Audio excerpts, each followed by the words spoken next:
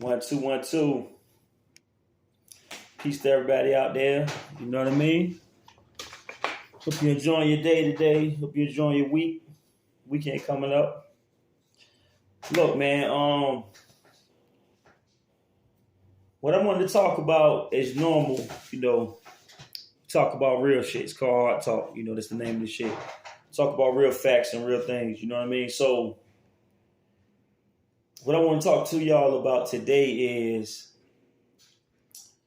music and art in correlation to food. Now you take food in your body because it tastes good for the nutrition, because you feel the need, you'll get hungry, so your body take the natural need to survive.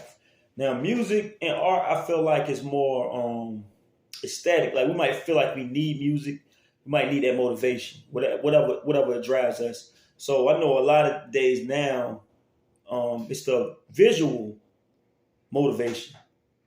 So you the inspiration. You see people with chains, cars, the material world that we live in, which is America, a capitalistic world society. So but I come from more of a time, man. When I heard most of my favorite artists, the first time I heard them, first time I heard Tupac, Nas, Wu Tang, a lot of those guys from the '90s era, Snoop and Dre, a lot of them cats. The first time I heard it, it was just the music.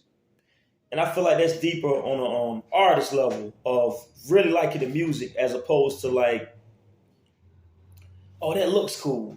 It's me hearing it like, who the fuck is this? Before I even seen how anybody, because Sprite used to have a slogan, a phrase, image is nothing, obey your thirst. That's how I always looked at music, times I was an artist myself, and I always be more of a fan, I feel like, than anything.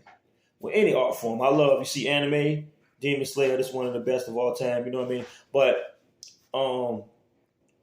drawing, I used to draw a lot, and but mostly, music over the years, man. Music I've been from stuff before my time, Earth, Wind and Fire, you know what I mean? The Isley Brothers, the OJs, you know what I'm saying?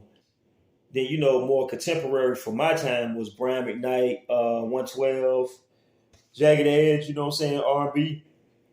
But of course, all the great pantheon of MCs. And I'm more of a person, I always prefer more lyricists like Cannabis, you know what I'm saying, K Reno, and then, mainstream, more mainstream, you got Nas, and all them guys, AZ, Corrupt.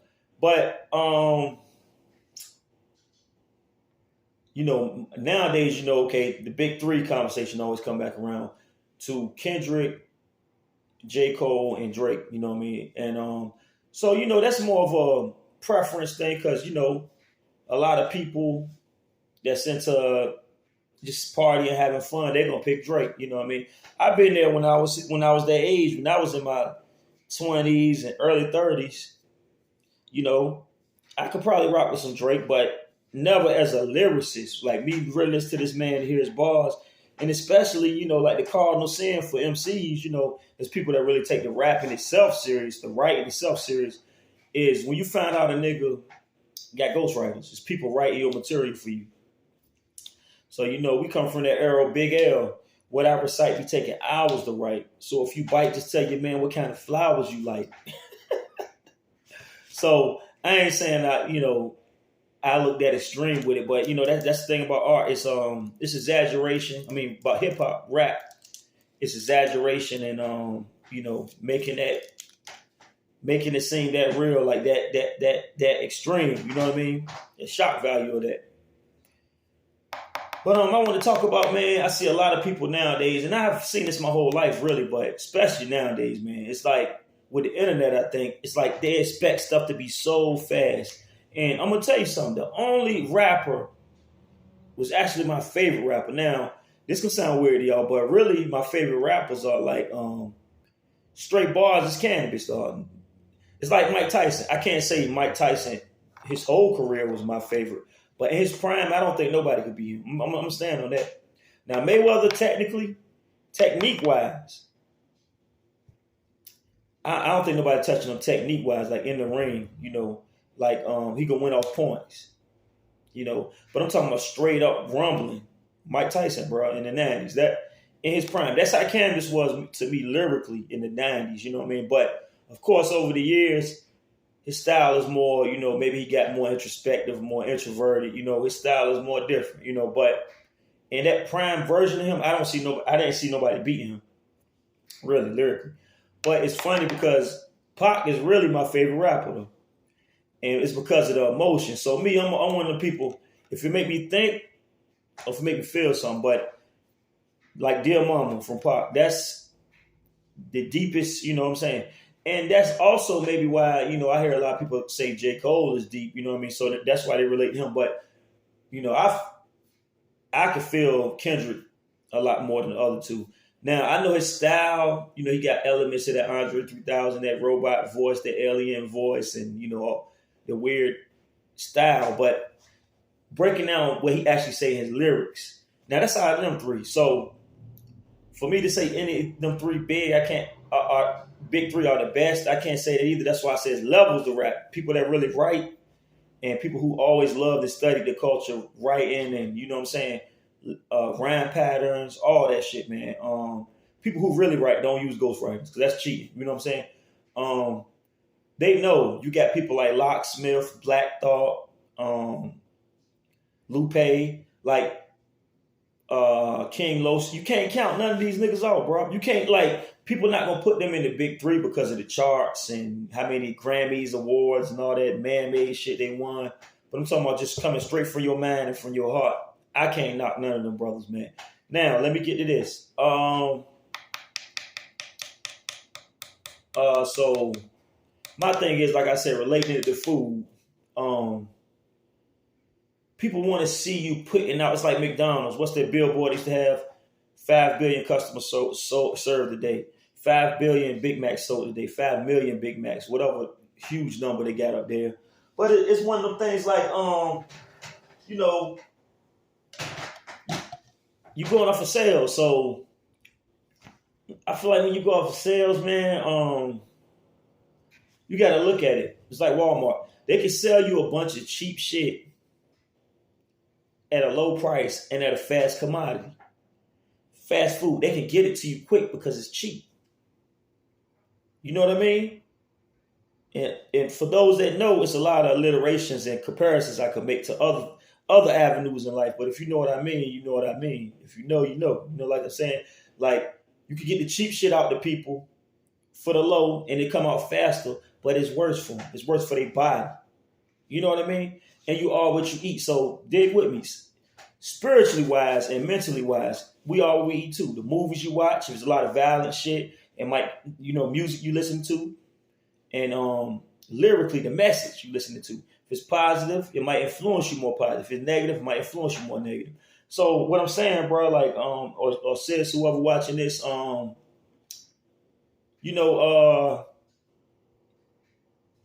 it's just it's just something to think about, right? Like okay, McDonald's sell 1 billion Big Macs a day, 1 billion double cheeseburgers. Burger King sell 1 billion Whoppers. That shit is trash. It's not even real meat. Now, you can buy a lot of that shit for under $5, under $10. Or you can buy stuff that's healthier for you, that's gonna cost more, and it may take longer to prepare. It's like you going to a gourmet restaurant, 5-star restaurant, not just for the prestige, you know what I'm saying, for the look, I'm eating with the important people. I'm eating with people with money, but I'm talking about actually somewhere, because there's a lot of mom and pop spots that's like that. Where you might have to sit down and wait for your food, but it's gonna be better cooked. It's gonna be, the ingredients are gonna be more real, and that's how I look at music, man. Because I come from the era. Let's talk about Jay-Z and Nas. Jay-Z dropped Takeover. I remember hearing on the radio. I was probably 18, I think, when that dropped. 19, 20, maybe 20. And people so fickle and they so quick to just jump to a conclusion. So,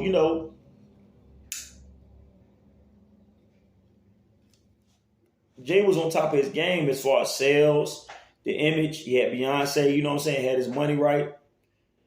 But anybody that know bars, man, know I'm being real with y'all. This ain't even an opinion thing. Nas made Illmatic, man, before Jay-Z even came out. This man said, I begin like a violin, end like Leviathan. It's deep, well, let me try again. That boy don't rap like that. The other guy don't rap like that, bro. Now, people might like his subject matter more. They might like the vibe to his beats. They might like his type of music more. But if you think, I don't care for niggas homeless. If he rapping like that, begin like a violin, end like Leviathan. Not saying Nas is homeless, but he's a successful brother too. But you know how fake this world is. They're gonna compare Big Money take Lil Bank, Big Tank take Lil Bank. And in the comparison of Jay-Z, a billionaire, they look at somebody with multi-millions, maybe hundreds of millions. I don't know what Nas got, but they can already just put the billion just because of the billions. Oh, he's better. No, I'm talking about actual bars. You can't quote nothing. You can't quote nothing out of the whole pantheon that man raps. But he's spitting like that, bro. And that was on Nas' first album. He got tons of raps like that. So that's like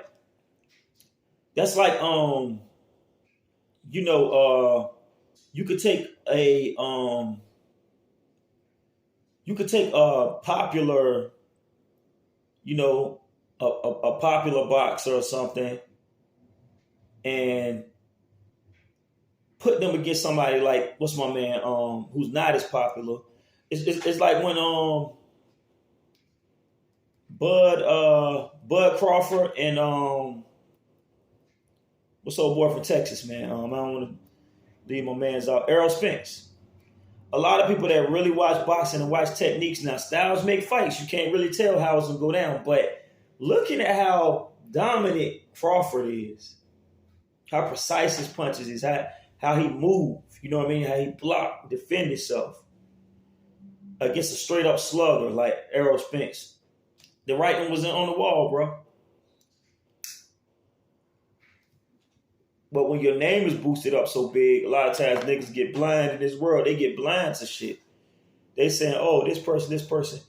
Show me the work, though. Show me the bars. So like I said, man, when Jay-Z dropped that Takeover, I remember people saying it was over for Nas. But it's the thing, bro. Anybody that really know bars, man, there's no way that's even close for real, lyrically. And it's the thing, Nas they say he was going through stuff in his life or whatever, but he took 3 months. And this is something me and my friends online, shout out to all my niggas, man, whatever, whether we disagree or not, agree or disagree about certain things, I tell people, I'm the type of nigga, man, I love artists like Outkast, like Andre 3000. You might not hear them for 5 years, but every time you hear a bar or a verse from them, it's no bullshit. Now compare that to the Big Macs. Compare that to the Whoppers of the rap game. I ain't calling no names, but it's a lot of niggas that drop all the time. And this shit is weak. This shit is like forgettable. You know what I'm saying? Like I said, with this social media area, people just want to stay in people's face though. And I'm not consistency. I know a lot of consistent artists, and that's great. That keep the game going because you keeping motherfuckers, you know what I'm saying? You keeping something out there. But a lot of that shit is like,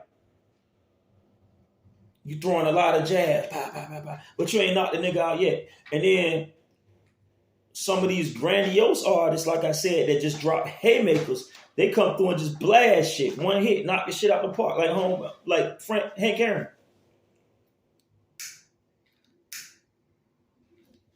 And I spent all night yesterday looking for this clip to show y'all, man, from the first rapper that really got me into doing it myself years and years ago.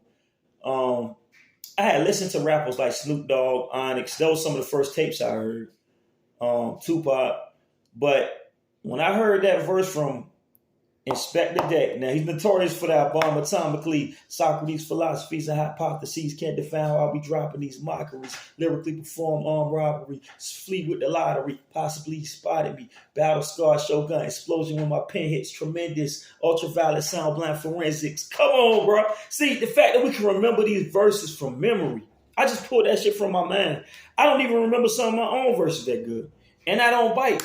That's why I don't use that excuse a lot of niggas use for people that bite, take people rhymes, and they probably, especially the ones that don't write, they probably got so many rhymes stored in their head.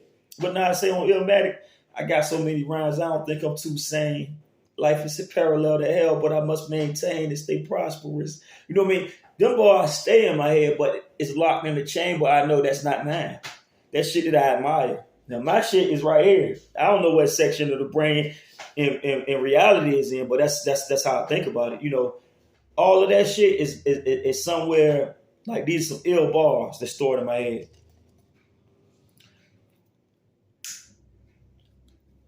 You think about my rhymes, the most murderous mind forged in these turbulent times, like ether and turpentine mixed with formula high, sick concoctions from the killer killers, the killer chemist, lyrical linguist, disappearance mysterious as appearance of pyramids in Egyptian times, gifted with a prolific mind, encrypted hieroglyphic inscriptions, cryptic design, fluid motion, inhuman brutal opus. We can do it with dual toasters till you are over. See, it's like the thing with me, bro. If I remember that first line, it's kind of like, I guess, fishing or knitting or some shit. I don't know how to use that comparison, but if I catch that first line, I can remember the first line. I probably remember the whole rhyme. It's crazy. So that's a gift too of memory. And the crazy thing is, I have a bad memory. I have a real bad memory. I feel like a lot of drinking over the years ruined a lot of my memory too. But when it comes to rhymes and shit, I don't know why mine's and other people, I can remember a lot of it just offhand. Particular bars or sometimes the whole rhyme. And it must just be stored somewhere because like I don't think about that shit. It's just there somewhere. You know what I mean? And it's crazy. That rhyme right there is probably 15 years old, the one I just spit for you. That's when I was really, really into this shit, nigga. I'm 40 now, you know what I'm saying? That was 25-year-old mix, of course. I was getting those motherfuckers' ass there. Niggas know what. And I can still write, bro. That's the thing about a gift. But look, not going into that, man. But see, that's what I'm saying, bro. A lot of niggas will look at me like, man, your restaurant ain't never open. But when it is, when you see that open sign with the lights on, you know you can go in there, you will get a quality experience. You can get a great amount. It's going to be healthy for you. It's going to taste good. The flavor is going to be there. And like I said, Inspector Deck, man, I was looking for this video. I was going to do a side-by-side. You know, just let him say, because I don't bite nothing, bro. Any information, I'll tell you where I got it from. I'm not a thief. I see a lot of niggas stealing content.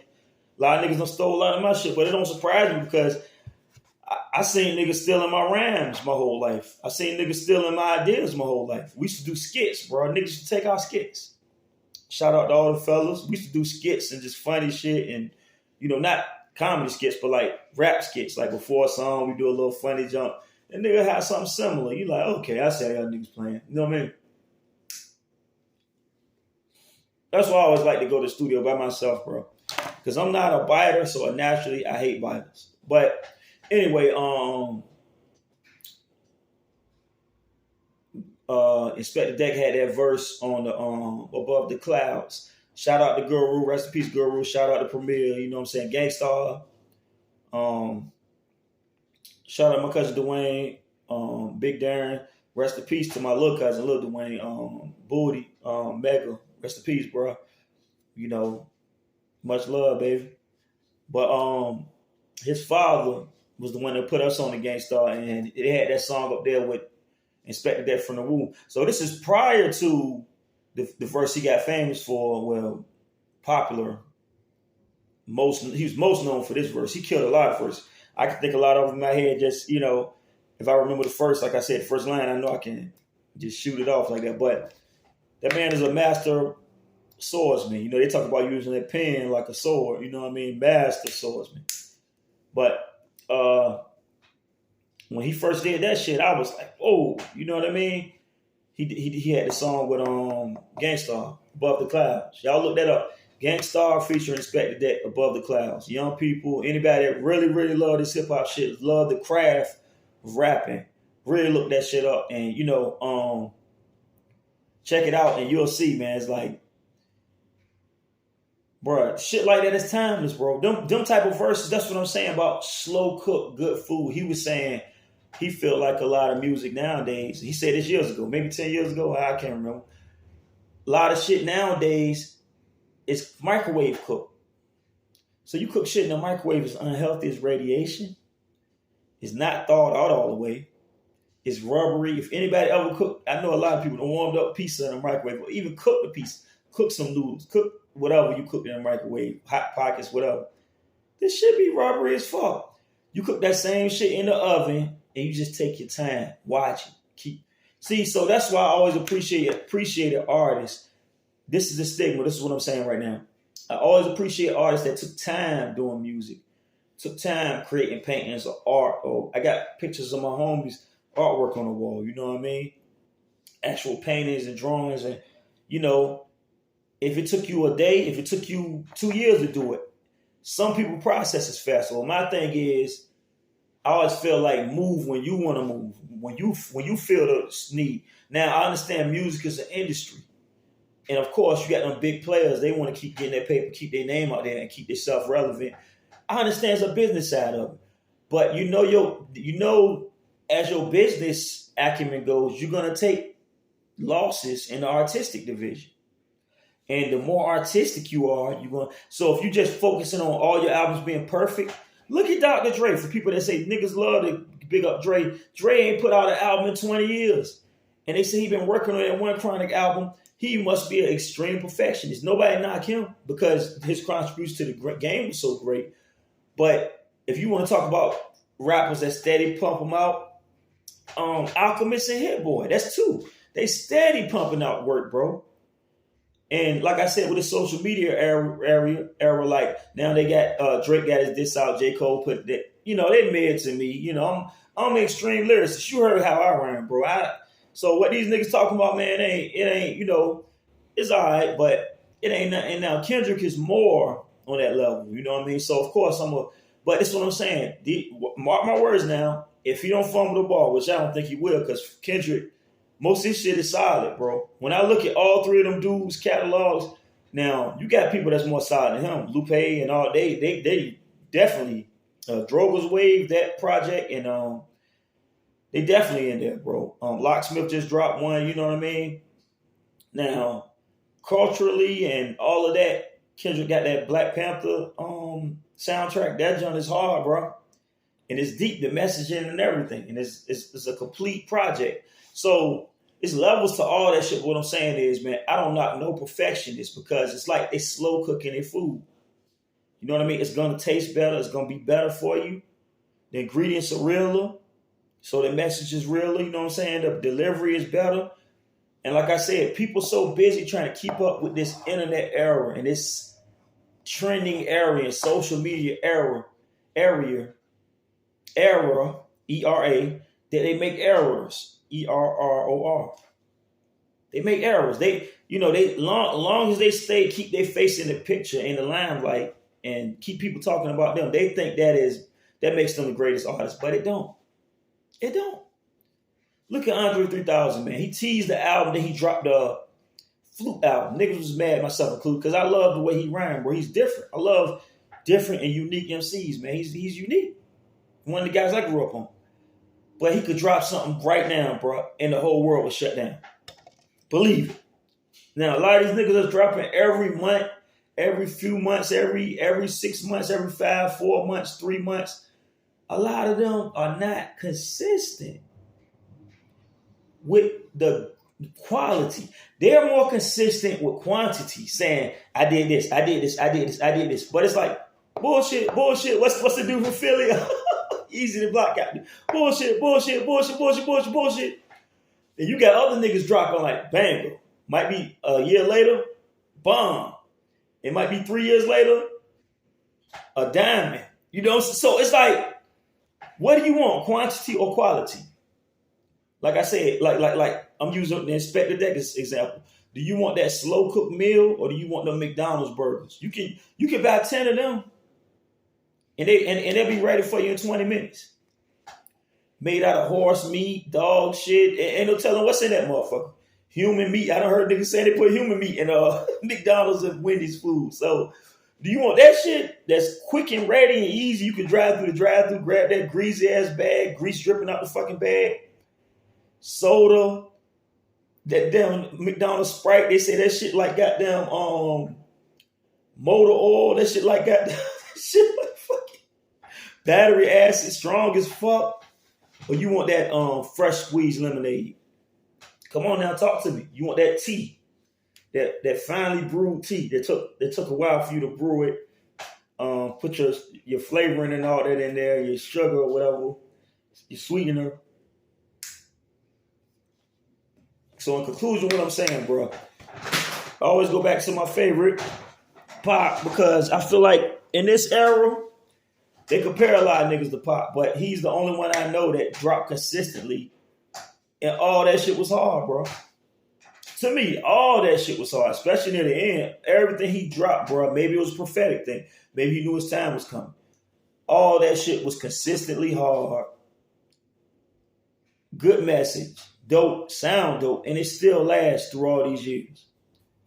Now, does that mean he was better than Biggie? No, because Biggie was more like a nigga like me or Nas or what it seemed like to me. They take time, or Kendrick, they take time with their creations.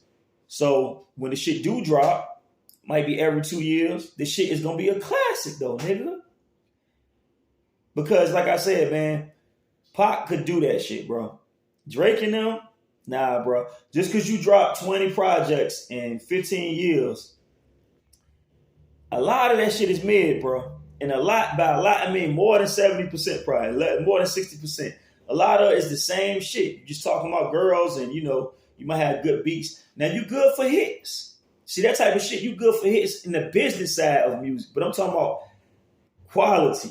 So, like I said, in this arena of a rap battle, it's not about a business. What's the business side of a rap battle? It's about who's better. And that's my lane and area of expertise, because when it comes to who's better with that pen and with delivering that shit, that's a real thing that can be accounted for. Business could be a lot of factors in business. It's who do people like more, who look more appealing to people and all that. That's cool, but what does that have to do with if I was blind, I couldn't see right now. Like I said, when I first used to listen to music, I was listening to cassette tapes and CDs. I didn't have cable growing up. We didn't damn near have TV growing up. Playing video games and watching regular TV channels. 27, 33, 43, y'all niggas know UPN, CBS, the news channels. We didn't. We was outside most of the time anyway. We from that era, 80s babies. You know what I mean? So I always like to listen to niggas spit. Listen to women around like, she nice, he nice. Listen to music. Oh, who is that? They dope. Because I know once you see the visual, it's a lot of girl rappers. What's the girl named Chica? Look her up, Chica. She's not attractive by American standards. When niggas see her, she's kind of heavy set. She's not real light skinned or, brown. She's darker. A lot of people hate on her and say, oh, she ugly. Blah. She can rap better than most niggas nowadays, bro. Look her up. And see, that's what I hate about this era. People go more off the look than what it is, nigga. You want to rap, you want to hear who can rap better. Now, if it's a vibe thing, I love Future. I love Travis Scott. Them niggas make vibe music. And I feel like they can be more consistently. Drake make vibe music. But when you try to put that nigga in the category of lyricist, that's when I got a problem. For one, because you don't write your shit. But also because you can make your vibe melody type music anytime, and it'll be something niggas can ride around with and listen to. But when you saying you can rap better than Pusha T, no, you can't, nigga. When you saying you can rap better than K-Dot, no, you can't. And like I said, man, the man had a song, They Love When They Count Me Out. We almost on 30 minutes. I'm going to keep this one short and hard talk. We'll keep this one short and to the point. But niggas love to go off of sales and accolades and all this shit. I'm talking about straight bars. And like I said, Ether took 3 months to come out, man. Y'all really think about that. I believe it was 3 or 4 months. So, Kendrick had the song, I Love When They Count Me Out.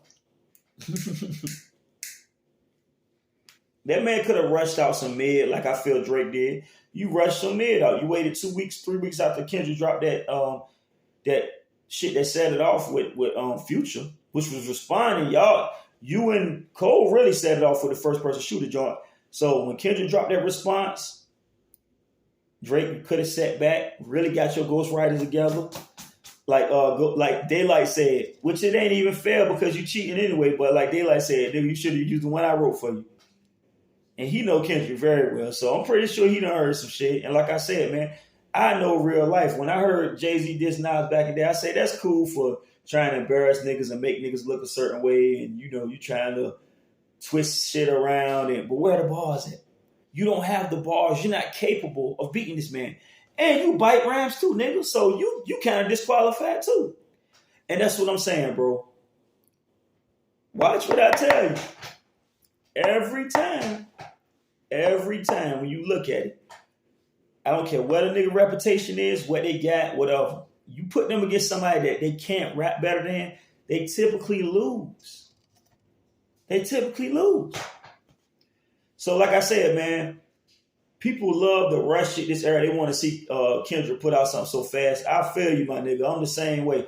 I take my time, especially if it ain't nothing heavy. Nas probably had more pressure on because Takeover, musically, and you know he had that Kanye shit with that hard hitting rock and roll shit, you know. And as far as like the crowd swaying shit, this shit you can even look online like the man ain't even responded to nothing, and they still divided about it. So it won't be hard for him to just come through and smash it, but that man really take his time and sit back and cook that shit slow. Oh my God. That's an eternal roast. That's kind of like when Pusha T roasted you. I think he came back quicker than that shit, but I think he really don't like that nigga seem like me. You know what I mean? That's VA. 2 up, 2 down, baby. But yeah, man, y'all enjoy y'all day. Just making a quick video, man. Like I said, bro. Do you want microwave food or you want the oven cooked shit? Do you want real fruit out the garden, vegetables out the garden, stuff out the field, or the processed bullshit? Good shit take time, baby. That's what I'm letting y'all know. And just because a motherfucker in your face all the time don't mean that they doing shit. You see niggas outside all the time that ain't doing shit with themselves. And then you got other motherfuckers you might not see. Guess why? Because they cooking up for a comeback. You might see them pop out with some extravagant shit. Damn, what the fuck you been doing? So, hey, think about what I'm saying. Microwave versus home cooked, oven cooked. And what was the other one? Yeah, the cheap burgers from McDonald's for the 2 for $5 from Burger King, or the gourmet that's taking time and the onions diced up, the cheese melted perfectly, and all this shit. It tastes better. Might cost you more. You might have to sit down and wait for it. But the other shit you putting inside your body, top shelf, or that fucking quick shit they whip up real quick to get to you. Or that top shelf, you might have to pay a little more for, might wait a little longer for it. All right, y'all. Hard talk. Peace.